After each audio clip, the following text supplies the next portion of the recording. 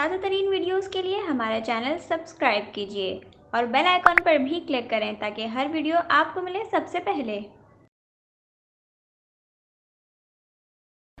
यहाँ पर आपको भारतीय रियासत केरला से एक अफसोसनाक खबर दें, जहाँ पर एयर इंडिया का मुसाफिर त्यारा खौफनाक हादसे का शिकार हुआ है, जिसमें अब तक की इतलात के मुताबिक कम से कम 15 अफराद के जाँ बहक होने की तस्दीक हो चुकी है, जबकि दर्जनों अफराद ज़ख्मी हैं। मनाजिर आप अपनी स्क्रीन पर देख सकते हैं केरला के हवाई अड्डे से, जहाँ पर दौरान लैंडिंग ये खौफनाक हादसा पेश आया।